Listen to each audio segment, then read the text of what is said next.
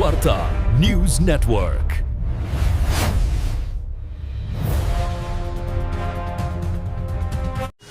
मी doctor Babasaheb आंबेडकरांचं Banaras विश्वविद्यालयामध्ये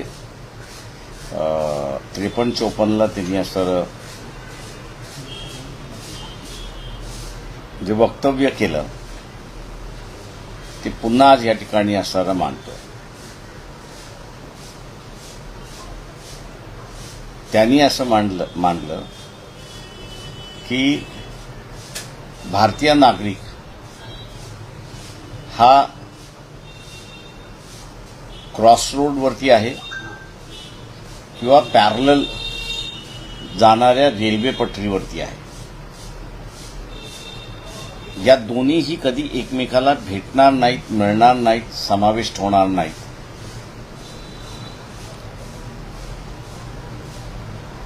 आणि म्हणून भारतीय जनतेने ताबडतोब निर्णय केला पाहिजे की त्यांना संविधानाचा मार्ग म्हणजे समतेचा मार्ग, बंधुत्वाचा मार्ग, स्वातंत्र्याचा मार्ग, अभिमानाचा मार्ग हा स्वीकारायचा आहे की मनुस्मृतीने दिलेली व्यवस्था, अपमानित व्यवस्था की ज्याच्यामध्ये एकमेकांचा द्वेष करणं हा समाविष्ट आहे, एकमेकाला न स्वीकारणं हा त्याच्यातला मार्ग आहे। हे दोन मार्ग आहेत। या दोन मार्गापैकी त्यांना असणारा एक मार्ग स्वीकारावा लागेल अशी परिस्थिती आहे। आणि त्यांनी असं म्हटलं की हे दोन्ही मार्ग पॅरलल आहेत किंवा क्रॉसवरती आहेत। जेवढ्या लवकरात लवकर भारतीय जनता याच्यापैकी एक मार्ग स्वीकारेल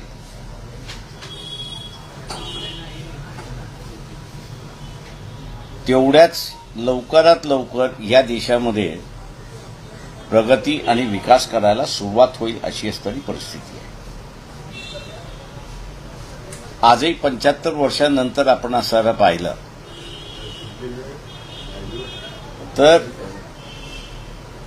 पुन्हा आरएसएस, भारतीय जनता पक्ष यांनी दाखवून दिलं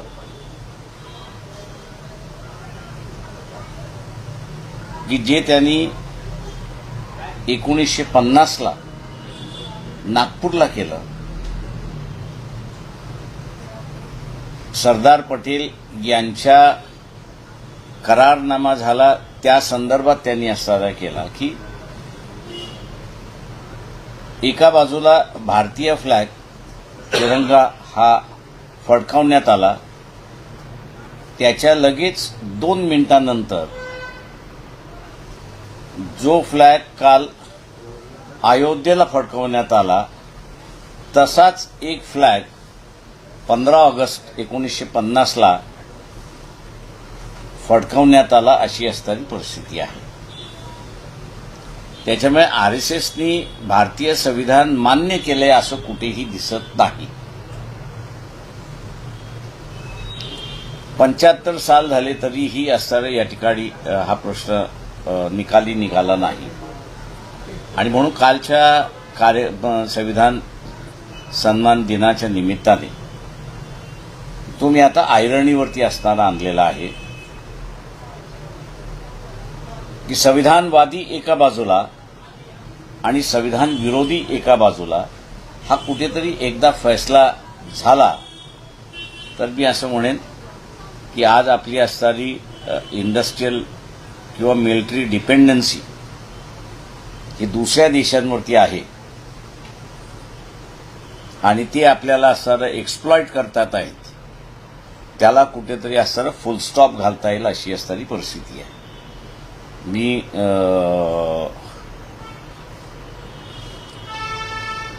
जे सेक्युलर पॉलिटिकल पार्टीज आहेत त्यांना आव्हान करतोय की त्यांनी हा लढा ज्या ज्या राज्यामध्ये ते स्ट्रॉंग आहेत त्यांनी त्या राज्यांमध्ये असताना हा लढा सुरुवात केला पाहिजे की संविधानवादी आणि संविधान विरोधी याच्यापैकी एकच कोणतरी टिकला पाहिजे अशी असणारी परिस्थिती आहे।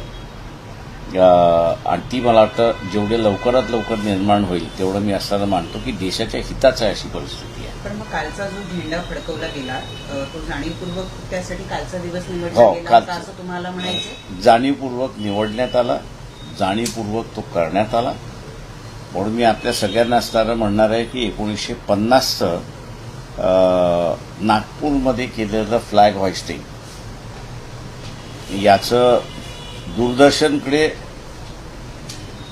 रील्स आहेत त्या काळच्या, त्या आणि कालचं झालेलं असणारं जे आहे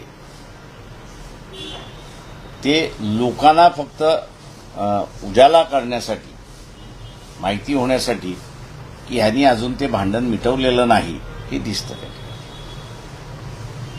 तर पण अशा पद्धतीने पंतप्रधान मोदी असतील किंवा राष्ट्रीय स्वयंसेवक संघाचे सरसंघचालक मोहन भागवत हे त्या कार्यक्रमाला उपस्थित राहतात आणि अशा पद्धतीने मोठा धर्मध्वज जो फडकवला जातो तो म्हणजे कुठेतरी हिंदू या देशामध्ये मोठा डॉमिनंट आहे हेच दाखवण्याचा उद्देश आहे का? ते माझं म्हणणं असं आहे की हिंदू इथे डॉमिनंट आहे. दुर्दैवाने मी असं म्हणेन की यांचा पास्ट इतिहास जर आपण असताना बघितला तर इथे युतीचं सरकार असं जर म्हटलं आपण पहिलं 1935 साली 30 साली ब्रिटिश इंडिया ऍक्ट मंजूर झाला आणि त्याच्या खाली पहिले इलेक्शन झाल्या. त्या पहिल्या इलेक्शन्समध्ये युतीचं सरकार अशी जी कन्सेप्ट आली त्या कन्सेप्टमध्ये मुस्लिम लीग आणि हिंदू महासभा, मुस्लिम लीग आणि हिंदू महासभा यांचं 3 राज्यांमध्ये मिलीजुली सरकार होतं, म्हणजे अलायन्स गव्हर्नमेंट होता. त्याच्यामुळे असणारं हिंदू महासभा त्या काळची आणि त्यावेळची RSS हे दोन्ही एकच संघटन होतं. त्याच्यामध्ये काही हे नाही, दोन्ही एकच संघटन होतं, फक्त दोघांचा रोल ब्रिटिशांच्या ह्याच्यामध्ये वेगळा होता. आज जो मुस्लिम द्वेष सांगत आहे तो सत्ता स्थापन होताना त्यावेळेस दिसत नव्हता अशी परिस्थिती आहे. त्याच्यामुळे असणारं दाखवायचे दात वेगळे आणि खाण्याचे दात वेगळे अशी असणारी परिस्थिती आहे. सर, मुंबई महानगरपालिका आणि त्याचसोबतच इतर महानगरपालिकांच्या निवडणुका आता होऊ घातलेल्या आहेत.